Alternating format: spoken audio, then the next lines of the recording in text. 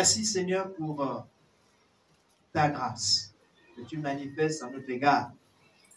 Et merci Seigneur pour la grâce de faire voir encore une fois de plus mes frères et sœurs et de partager ta parole. Je prie que tu parles à nos cœurs, que tu nous instruises comme tu sais le faire. Que tu touches ton Église et que tu nous amènes dans la direction où tu veux que nous allions. Aide-nous à ne pas résister et à suivre nos propres voies ou nos propres orientations, mais à suivre ta voie, celle que tu veux que nous suivions, afin que ton nom soit glorifié. Au nom de Jésus. Amen. Amen. Voilà, donc, ce matin, je voudrais introduire une série, ce sera sûrement la série de cette année, c'est sur le ministère du Saint-Esprit. Le ministère du Saint-Esprit. Ça fait déjà quelque temps que vraiment le Seigneur m'a mis à cœur de parler de ce sujet, d'aborder ce thème. Je ne sais pas où Dieu veut nous mener par rapport à cela, mais lui-même sait. Alléluia. Le ministère du Saint-Esprit.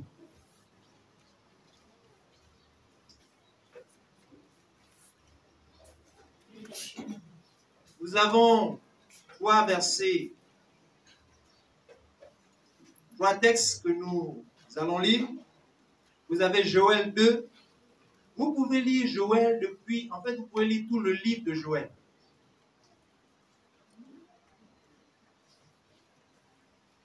Aujourd'hui, on va lire Joël 2. On va lire quelques versets entre le 1 et le 28. Et on va lire Joël 2, 28 à 32 intégralement. Le deuxième, c'est Jean 16, à partir du verset 12.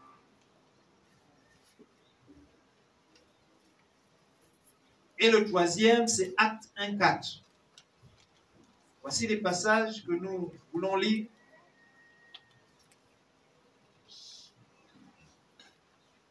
Amen. Amen.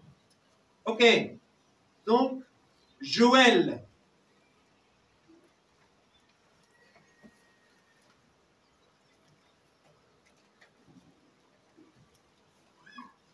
Joël 2. Je crois que dans la version du second, c'est à partir du verset 28.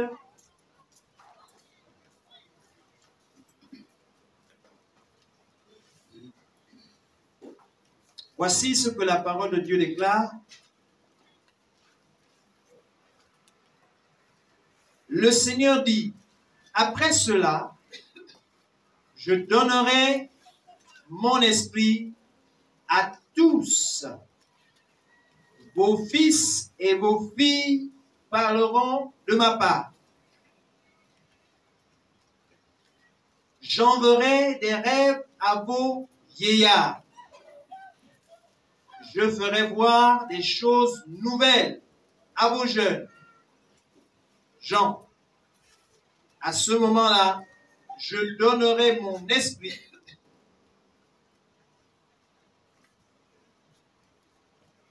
même aux serviteurs et aux servantes. Et il y aura, je donnerai mon esprit même aux serviteurs et aux servantes. Et je ferai des actions extraordinaires au ciel et sur la terre. Il y aura du sang, du feu et des nuages de fumée. Le soleil deviendra sombre et la lune sera rouge comme le sang. Ensuite, le jour du Seigneur viendra. Ce jour-là, ce jour blanc est terrible. Alors, tous ceux qui feront appel au Seigneur seront sauvés. Le Seigneur l'a promis à Jérusalem sur le mont Sion. Certains resteront en vie après cela. Ce seront tous ceux que le Seigneur appelle. Amen. Amen. Dans la version Louis II à laquelle on est habitué, voici ce que la parole de Dieu déclare. Après cela, je répandrai mon esprit sur toute chair. Vos fils et vos filles prophétiseront. Vos vieillards auront des songes et vos jeunes gens des visions. Même sur les serviteurs et les servantes, dans ce jour-là, je répandrai mon esprit. Je ferai paraître des prodiges dans les cieux et sur la terre, du sang, du feu et des colonnes de fumée.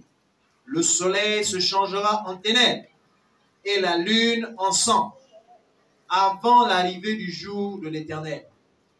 De ce jour grand et terrible, alors quiconque invoquera le nom de l'Éternel sera sauvé. Le salut sera sur la montagne de Sion et à Jérusalem, comme a dit l'Éternel. Il est parmi les réchappés que l'Éternel appellera. Amen. Amen.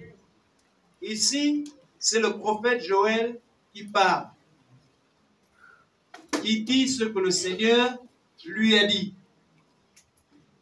Mais avant d'arriver à cette partie où il prophétise ce qui va arriver, il parle des moments difficiles que le peuple d'Israël a vécu. Des moments où le peuple d'Israël a été attaqué par ses ennemis. Si vous regardez dans le chapitre 1, des moments où le peuple d'Israël a planté les sauterelles. Et les insectes sont venus manger toutes les récoltes. Donc il parle d'un moment où le peuple d'Israël était en désarroi. Ils avaient perdu tout espoir. Ils avaient perdu toute espérance. Tout ce qu'ils faisaient ne marchait pas. Ils plantaient, quelqu'un d'autre venait manger ce qu'ils avaient planté. Ils espéraient récolter du fruit, quelqu'un d'autre venait récolter le fruit qu'ils avaient espéré récolter. Ils étaient passés par une période de douleur, de souffrance et de misère. Amen. Une période de sécheresse.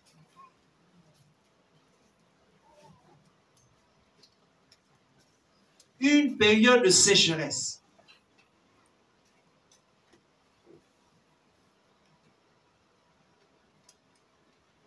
Le peuple d'Israël était passé par une période difficile. Une période pendant laquelle même l'espoir n'était pas permis. Parce qu'on ne pouvait pas voir l'avenir radieux. On avait l'impression qu'il n'y a plus rien à faire. Il faut lire la partie première du livre. C'est pour ça que je vous dis, lisez tout le livre.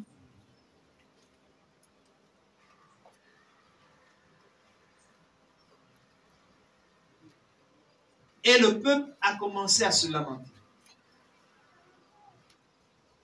Et Dieu a suscité le prophète pour dire au peuple, revenez à l'Éternel.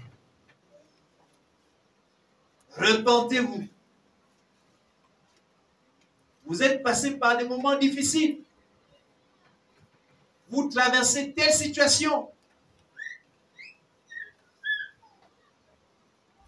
Vos plantations sont ravagées. Vos trésors sont détruits. Vos enfants sont tués. Il n'y a plus d'espérance. Mais l'Éternel ne vous a pas oublié. L'Éternel ne vous a pas oublié. Vous êtes toujours son peuple. Amen. Amen. Peu importe ce par quoi vous traversez. Si l'on regarde l'histoire du Gabon ces dernières années, on peut se comparer à cette histoire. Une période difficile.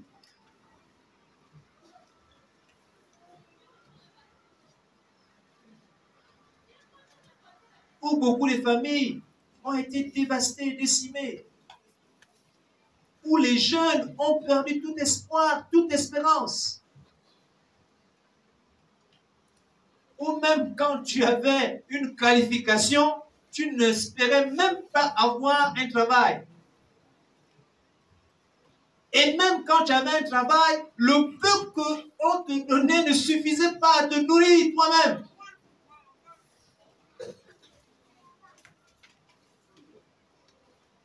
Donc, le peuple gabonais en général a traversé des moments difficiles. Mais dans nos familles, nous-mêmes, dans nos familles, nous avons également traversé des moments difficiles et ça continue encore. Amen. Amen. L'ennemi continue de ravager. Les adversaires continuent de nuire. Continuent de déstabiliser la jeunesse. De les dépraver.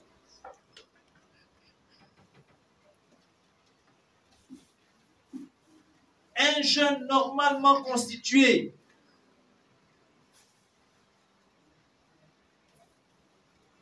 l'esprit a tourné, peut-être à cause de la drogue, et il est capable maintenant de prendre la machette et de couper quelqu'un. Voilà les réalités dans lesquelles nous sommes. Et ce sont nos familles, c'est dans nos familles ces choses-là.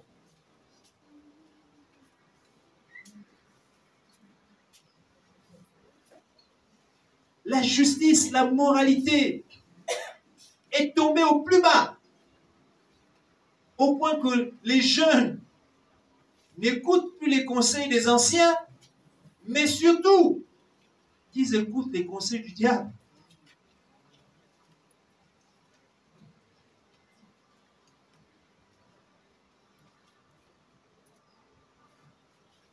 Voici une situation comparable à celle qui se passait à l'époque à Jérusalem, parmi le peuple d'Israël. Le peuple était dans le désarroi. Ils ne mangeaient plus à leur faim. La justice, le droit n'étaient plus respectés. Les principes fondamentaux n'étaient plus admis. Et le prophète dit, revenez à l'Éternel. Revenez à l'Éternel. Jeûnez, priez l'Éternel. Afin qu'il vous délivre. Amen. Amen. Parfois nous, les chrétiens, nous sommes souvent indifférents de ce qui se passe. Il ne faut pas qu'on soit indifférent de ce qui se passe dans la société, ça nous concerne. Il ne faut pas qu'on soit indifférent de ce qui se passe dans nos familles, ça nous concerne. Il ne faut pas qu'on soit indifférent de ce qui se passe dans les écoles, ça nous concerne. Il ne faut pas qu'on soit indifférent de ce qui se passe dans nos quartiers, ça nous concerne. Alléluia. Amen. Ça nous concerne.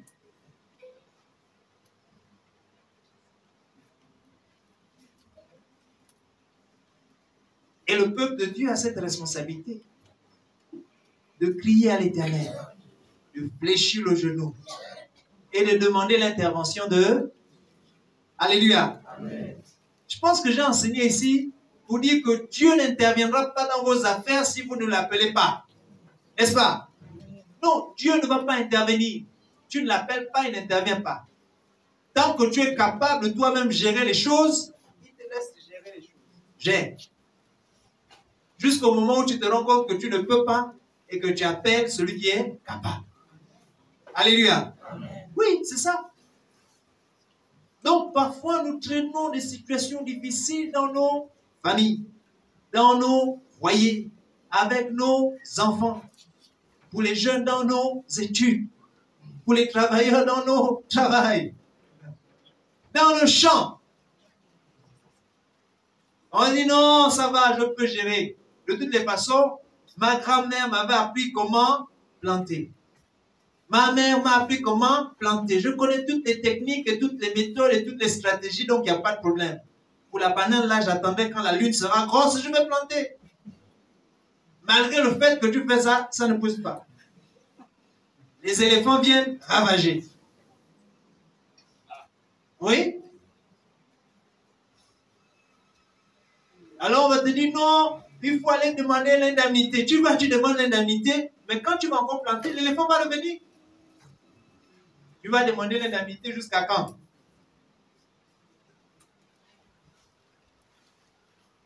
Ou on va mettre la barrière électrique pour ceux qui ont l'argent et ceux qui ont la grâce. Amen. Amen. Le prophète Joël nous dit, criez à l'Éternel. Pleurez, gémissez, portez la vie de deuil, jeûnez par rapport à cette situation. Jeûnez par rapport à cette situation. C'est une situation de vie ou de mort. Les enfants naissent. Ils sont tout petits, tout mignons. Mais quand tu regardes les aînés, ils sont complètement... Ils ont perdu la boule. Ils ont perdu la boule. On dit non, mais leurs parents n'étaient pas là, ils ne sont pas occupés de... Ok, d'accord. Mais vous, est-ce que vous êtes là?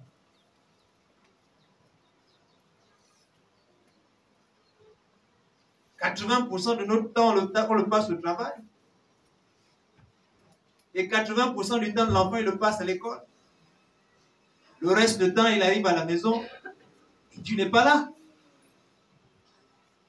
Amen. Si la grâce de Dieu intervient pour tes enfants, vous pensez que la grâce de Dieu ne peut pas intervenir pour tous les enfants? Nous sommes le peuple de Dieu. Nous sommes le peuple de Dieu. En réalité, si les calamités, les catastrophes que Dieu a prévues pour la fin du monde ne sont pas encore arrivées sur notre terre, c'est parce que nous sommes là. Alléluia. Amen.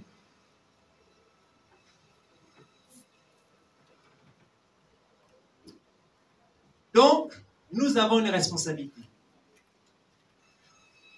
Priez.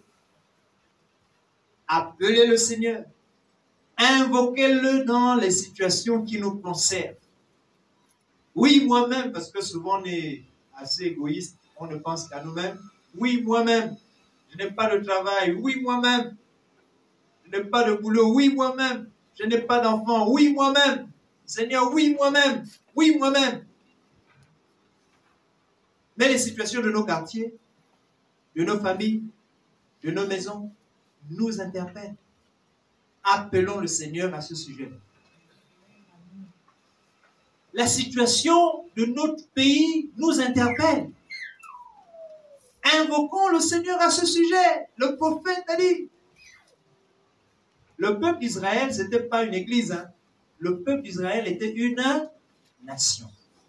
À cette époque-là, comme aujourd'hui. Une nation. Un pays. Donc quand le prophète Joël dit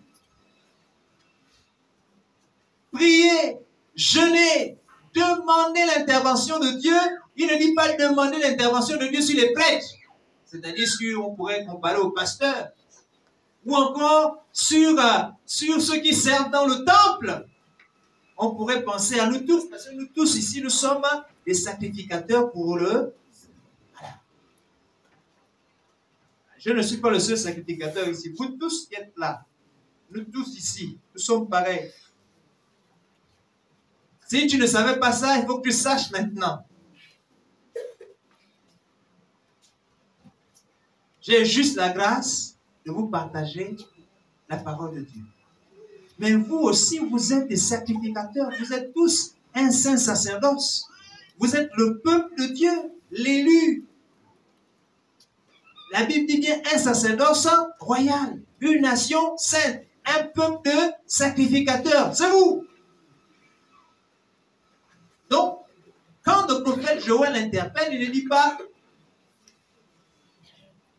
il ne parle pas seulement pour les sacrificateurs, mais il parle pour toute la nation et tout le peuple. Amen. Nous avons une responsabilité et une lourde responsabilité.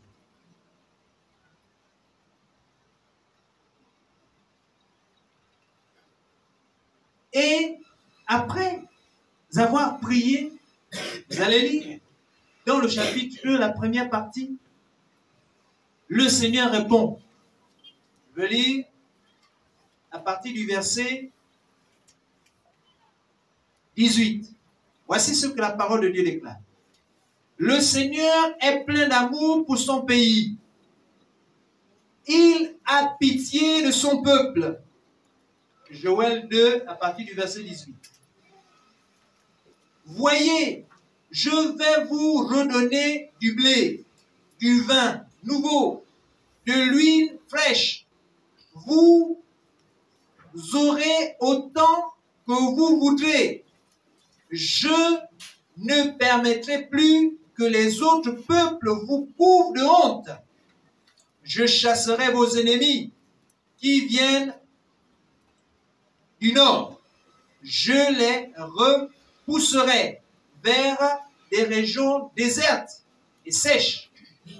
Leurs premières troupes, je les ferai tomber dans la mer morte. Leurs dernières troupes, je les ferai tomber, je les jeterai dans la mer Méditerranée. Les corps des soldats morts répandront une horrible odeur qui empoisonnera l'air. Oui, le Seigneur fait de grandes choses. Toi, la terre, n'aie pas peur. Danse de joie et réjouis-toi, car le Seigneur fait de grandes choses. Vous, les bêtes des champs, n'ayez pas peur. L'herbe du désert repousse. Les arbres portent du fruit. Les figuiers et les vignes offrent leur richesse. Et vous, habitants de Jérusalem, dansez de joie et réjouissez-vous à cause du Seigneur votre Dieu. Après la saison sèche, il vous envoie la pluie comme un bienfait. Amen. Il l'a fait tomber selon les saisons, comme autrefois. Les greniers sont remplis de grains. Les cuves débordent du vin nouveau et d'huile fraîche.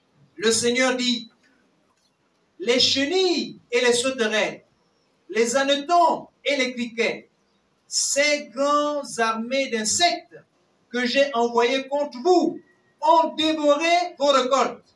Eh bien, je vais remplacer ce que vous avez perdu.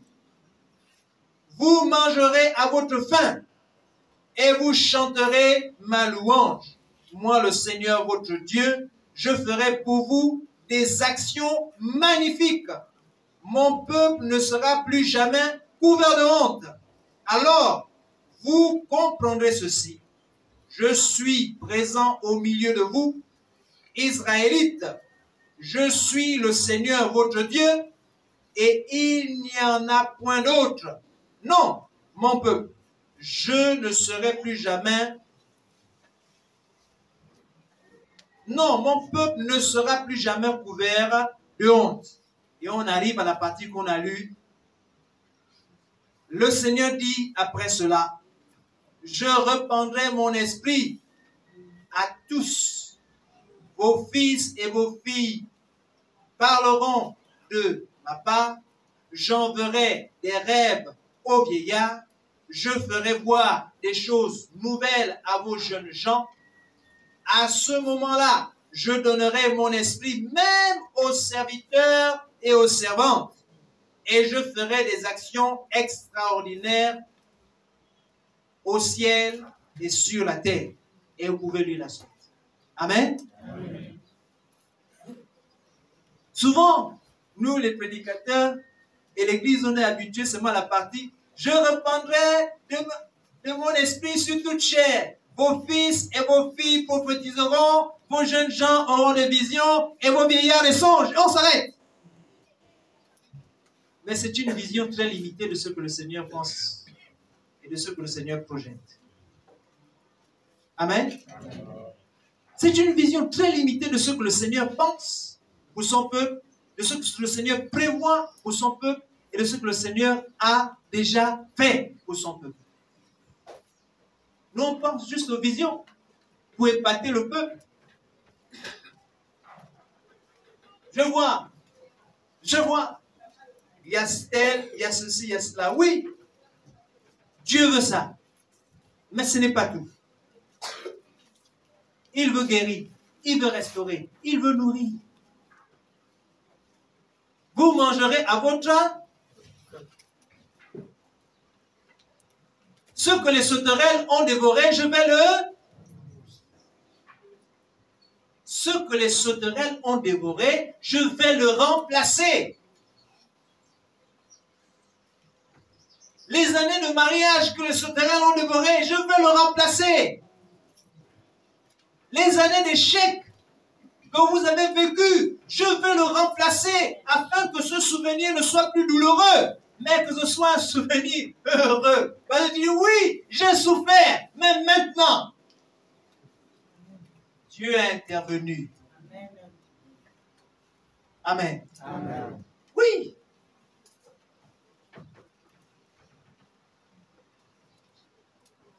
Oui, je n'avais plus aucune vision claire concernant l'avenir de mes enfants. Mais maintenant, quand je regarde, l'avenir est radieux. Amen.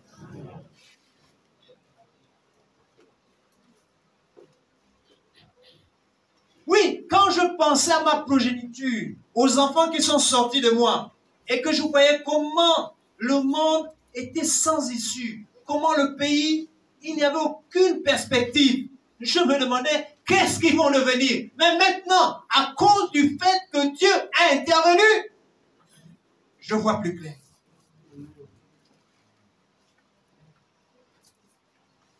Oui, j'étudiais dans l'obscurité parce que finalement, quand je voyais tous les gars qui sortaient avec moi avant moi, ils avaient des diplômes, mais ils chômaient, ils tenaient.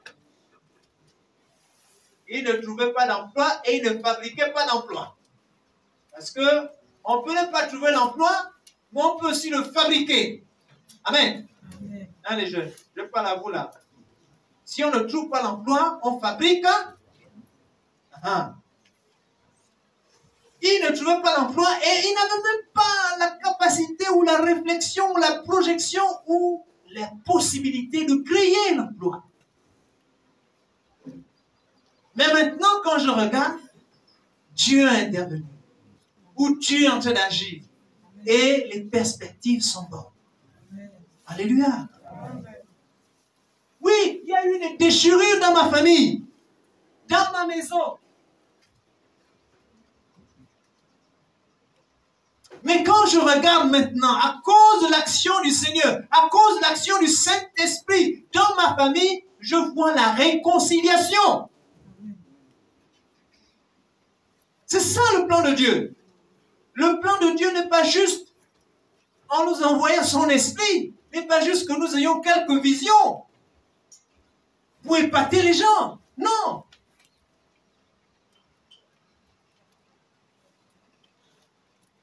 Ou que je vienne prédire l'avenir. Dans 5 ans, voici ce que tu auras. Et puis c'est fini. Non. Le but de Dieu, en nous promettant la venue de son esprit, c'est une restauration totale et complète. Qui commence quand l'Église est née, quand le Saint-Esprit est venu, et qui s'achèvera à la fin de toutes choses. Alléluia. Amen. Oui. Qu'est-ce que ça veut dire? Ça veut dire que la venue de l'Esprit de Dieu dans nos vies, ou encore comme on a souvent l'habitude de lire dans Acte 2, inaugure le temps de restauration, le temps de guérison, le temps de transformation, le temps de renouvellement qui commence à ce moment-là et qui aboutira quand le Seigneur reviendra. Donc, en réalité, la paix du cœur, le repos promis par Dieu, la tranquillité, la joie et la paix. Ce n'est pas après la mort, ou ce n'est pas quand le Seigneur viendra. C'est dès le moment où l'Église a reçu la venue du Saint-Esprit. Alléluia. Mais l'Église ne peut pas être sans le Saint-Esprit, c'est pas possible. L'Église ne peut pas être sans le Saint-Esprit, c'est pas possible. Si l'Église est sans le Saint-Esprit, alors ces choses que nous lisons là, nous ne le verrons pas s'accomplir. Et l'Église sera toujours en train de murmurer. Et les gens seront toujours en train de se plaindre. Et puis vous allez nous accuser, nous les pasteurs. Non, les pasteurs ne sont pas puissants. Le pasteur n'est pas puissant. Il n'est pas puissant. Depuis que je viens de ma situation, là, ça ne change pas. Ce n'est pas nous. L'Église, c'est vous et c'est nous. Donc, arrêtez d'accuser les pasteurs. C'est pour ça que parfois vous les poussez à aller chercher des gris-gris pour venir vous épater. Non, c'est pas bon. Non, c'est vrai. L'Église, c'est vous. L'Église, c'est nous. À qui Dieu a promis la venue du Saint-Esprit, ce n'est pas un pasteur. Non, ce n'est pas les pasteurs, ce n'est pas nous. C'est vous, le peuple de Dieu. Comme moi je suis dans le peuple de Dieu, alors la promesse est aussi pour moi. Alléluia. Amen. Oui, c'est important de casser les choses que l'on voit. Dieu a promis le Saint-Esprit pour le peuple de Dieu. Ce n'est pas pour venir agiter le pasteur. Pour qu'il saute, il danse et puis il dit des choses. Non, vous. Et vous qui êtes là, vous pouvez voir, écouter les choses. Hein? Ce qui est dit, non? Les jeunes gens auront des visions. Les vieillards auront des songes. Les vieux, rêvez, ayez des songes. Nous avons besoin des vieux qui ont des songes. C'est important pour l'Église et pour la nation. Les jeunes, ayez des visions. Ayez des visions. Nous avons besoin des jeunes qui ont des visions. Parce que sans la vision, on ne peut rien bâtir, on ne peut rien construire, on ne peut rien faire. Amen. Sans une vision, 5 ans après, 10 ans après, on est au même endroit. Amen. On n'a pas bougé d'un pouce. Donc les jeunes, ayez des visions.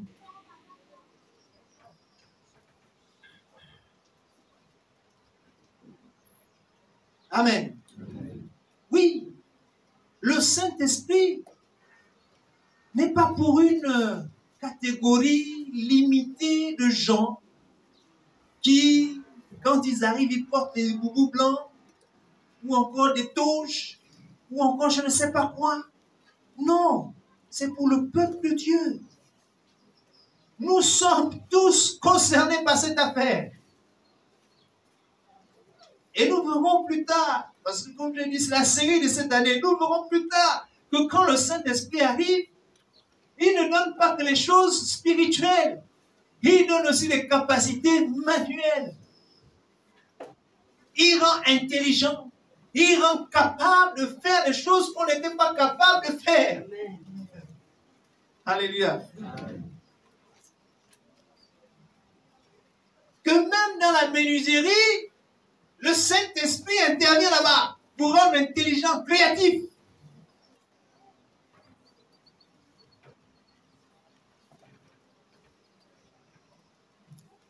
Que même dans la gestion, le Saint-Esprit donne la sagesse pour gérer.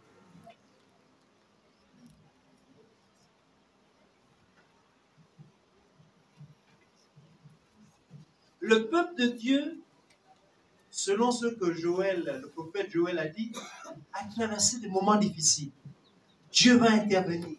Et maintenant, les choses vont être nouvelles.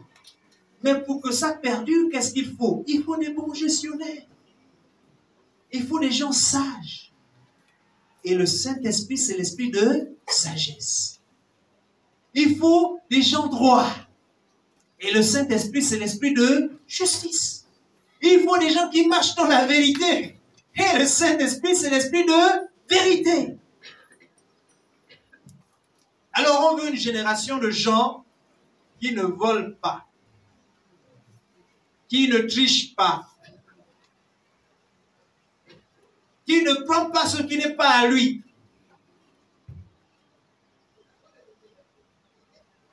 C'est impossible. Alléluia. Attends, c'est impossible. Est-ce que c'est possible ça? Mais avec le Saint-Esprit, c'est... Non, c'est ça. Nous tous là au Gabon, on est en train de chercher des gens qui vont bien gérer. Qui ne vont pas prendre la loi et contourner la loi.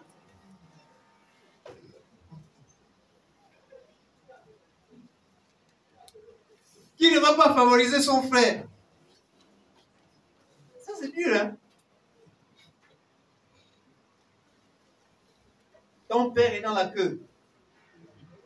Il est le dernier là-bas sous le soleil. Tu le laisses là-bas.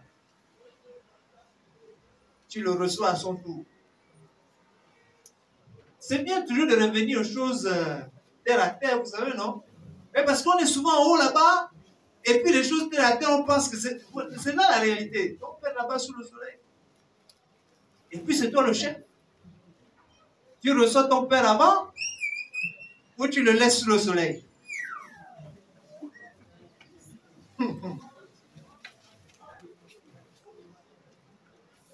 Alléluia. Amen.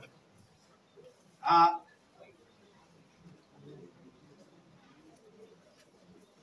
On parle de la justice, on parle de la droiture, on parle de la vérité, c'est ce dont on a besoin. Même l'Église. Quand je parle de l'Église, ce n'est pas seulement notre Église. L'Église du Gabon même a besoin de ça. On veut l'unité, mais le Saint-Esprit, c'est l'esprit de l'unité. La Bible parle beaucoup de l'unité de l'esprit. Alors, vous voulez être unis? Il faut que l'action, il faut que le ministère du Saint-Esprit soit dans vos cœurs. Alléluia. Amen. En fait, on n'est pas capable de s'unir nous-mêmes. Il faut vraiment que le Seigneur nous pousse à nous unir. On est trop individualiste. Et surtout que le monde qui nous entoure n'arrange pas ça. Le monde qui nous entoure veut que tu te battes pour toi. Que tu sois meilleur. Meilleur que les autres. Que tu sois le champion. Que celui qui veut te concurrencer, tu l'écrases. C'est ça le monde dans lequel on vit. Hein? Celui qui veut te concurrencer, là, tu fais tout pour l'écraser, pour l'éliminer. C'est un obstacle. Celui qui est devant toi, tu l'élimines parce que tu vas passer. C'est ça que le monde construit en nous. C'est la mentalité que le monde nous donne. On te dit, il faut t'unir. Il faut être uni. Il faut être juste. Il faut être droit. Il ne faut pas voler. Il ne faut pas tricher. Il faut respecter le droit. En réalité, c'est impossible. Parce que le cœur de l'homme est toujours poussé vers ce qui n'est pas droit. Alléluia. Amen. Mais heureusement, nous avons rencontré le Seigneur. Nous sommes devenus enfants, fils et filles de Dieu. C'est enfants et bébés. Pour beaucoup ici, on a déjà grandi. Nous sommes maintenant fils et filles de Dieu. Et en tant que fils et filles de Dieu, nous avons le devoir de pratiquer la justice. Et pour pratiquer la justice, nous ne pourrons pas le faire de nos propres forces. C'est impossible. Mais avec le Saint-Esprit de Dieu en nous, nous serons capables de pratiquer la justice au-delà même de ce que nous croyons être capables. Alléluia. Amen. Bon, on va terminer pour lire les autres passages. Nous avons dit Jean 16, à partir du verset 12.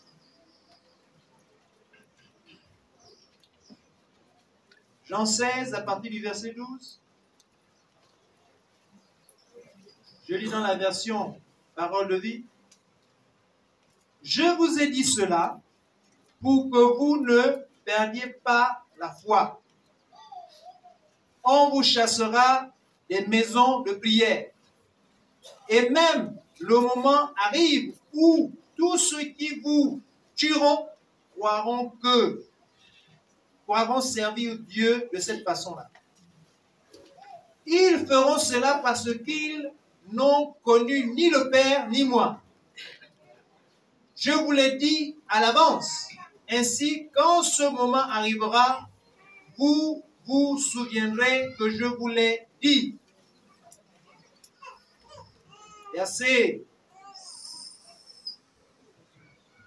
Je ne vous ai pas dit ces choses dès le début, parce que j'étais avec vous. Maintenant, je m'en vais au Père, auprès du Père, de celui qui m'a envoyé. Et aucun de vous ne me demande, où vas-tu?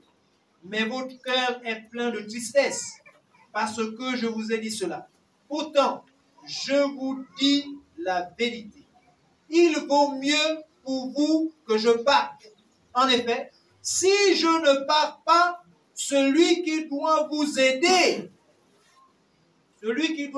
à être juste, celui qui doit vous aider à être droit, celui qui doit vous aider à vivre une vie de justice,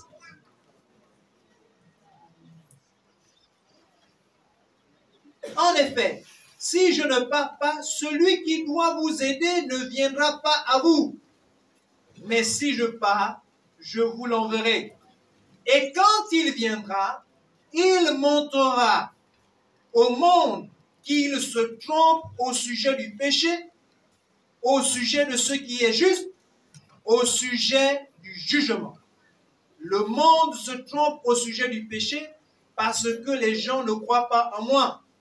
Le monde se trompe au sujet de ce qui est juste parce que je vais auprès du Père et que vous ne me verrez plus. Le monde se trompe au sujet du jugement parce que le chef mauvais de ce monde est déjà jugé. J'ai encore beaucoup de choses à vous dire, mais vous ne pouvez pas encore les entendre maintenant. Quand l'Esprit de vérité viendra, il vous conduira dans la vérité, tout entière. En effet, il ne dira pas des choses qui viennent de lui, mais il dira ce qu'il entendra et il vous annoncera ce qui doit arriver. L'Esprit de vérité montrera ma gloire, parce qu'il recevra ce qui est à moi et il vous l'annoncera. Tout ce qui est à mon Père est aussi à moi. C'est pourquoi je vous ai dit, l'Esprit de vérité recevra ce qui est à moi et vous l'annoncera. Amen. Ici, c'est Jésus qui parle. La promesse a été faite dans Joël. Ici, Jésus parle et il dit à ses disciples, il vous est avantageux que je m'en aille.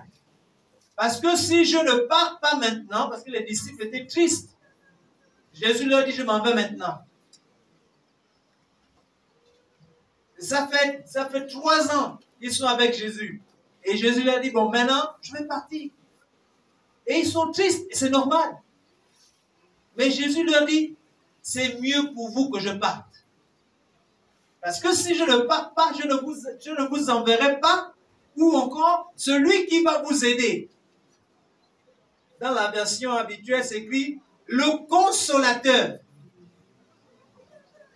Celui qui va vous consoler, celui qui va vous accompagner, celui qui va vous soulager, celui qui va vous aider à être ce que vous devez être, ne viendra pas. Mais si je pars, je vous l'enverrai. Amen. Comprends que l'Église ne peut pas être sans le Saint-Esprit. on ne sera pas capable de faire quoi que ce soit de juste, de droit selon le plan de Dieu. Alléluia. Nous avons besoin du Saint-Esprit en permanence. Jésus lui-même l'a dit. Quand il viendra, il vous conduira dans toute la vérité. Il prendra de ce qui est en moi et vous l'annoncera. Donc les choses même qu'on n'a pas compris encore, le Saint-Esprit lui-même prendra ce qui est dans le cœur de Jésus et il va nous l'annoncer pour qu'on comprenne. Alléluia.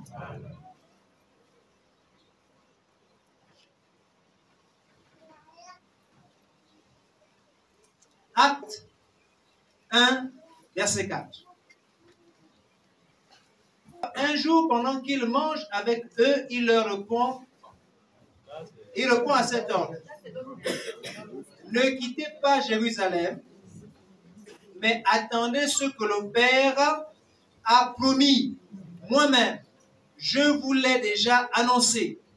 Jean a baptisé avec l'eau, mais vous, dans quelques jours, vous serez baptisés dans l'Esprit Saint. Amen. Amen. Ne vous éloignez pas de Jérusalem. Oui, avant ce moment-là, Jésus leur a dit, vous serez mes témoins à Jérusalem, en Judée, jusqu'aux extrémités de la terre. Et après, il leur dit, ne vous éloignez pas d'abord de Jérusalem. Parce que la promesse que le Père a faite là, il faut que je vous envoie, il faut qu'on vous envoie le Saint-Esprit. Le Saint-Esprit qui vous conduira dans toute la vérité. L'Église a besoin d'aspirer à une action du Saint-Esprit. Le jour où nous avons accepté le Seigneur, l'Esprit de Dieu habite déjà dans nos cœurs. Nous ne sommes pas étrangers à l'Esprit de Dieu. C'est lui qui nous a restaurés. C'est lui qui a fait que nous acceptions même Jésus. Mais ce dont l'Église a besoin, c'est d'être remplie du Saint-Esprit. Afin d'avoir, on le verra plus tard, la capacité de témoigner, d'être des témoins. Être des témoins de la vérité que nous avons reçue, mais être des agents de transformation, comme nous l'avons lu. Parce que pour que l'on mange à notre faim, il faut des gens qui travaillent pour. N'est-ce pas? Et le Saint-Esprit leur donne l'intelligence et la sagesse pour y arriver. Pour que l'on soit en sécurité, il faut bien que le Seigneur utilise des gens et que la puissance du Saint-Esprit soit leur partage.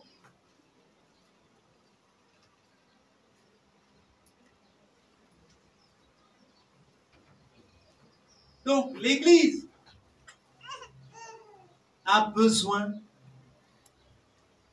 que l'Esprit Saint se manifeste en nous. Dans nos cœurs, on le verra, la première chose que le Saint-Esprit vient, on a dit, quand il verra, il convaincra le monde en ce qui concerne le péché. D'abord. Donc, avant qu'il aille convaincre le monde, il convaincra d'abord l'Église. Avant qu'il convainque toute l'Église, il convaincra d'abord moi-même. Alléluia. Oui. Le Saint-Esprit ne vient pas pour dépouiller les gens et pour livrer les gens en spectacle. Non. Le Saint-Esprit, c'est Dieu. Il a le caractère de Dieu. Le caractère d'amour de Dieu. Amen. Il vient non pas pour exposer les gens, mais il vient pour restaurer et guérir. Alléluia. Parce que je sais qu'il y en a beaucoup qui ont peur. Ah, quand le Saint-Esprit va venir, comme on voit à la télé, on va dire, oh toi, le sorcier! Le sorcier tel debout!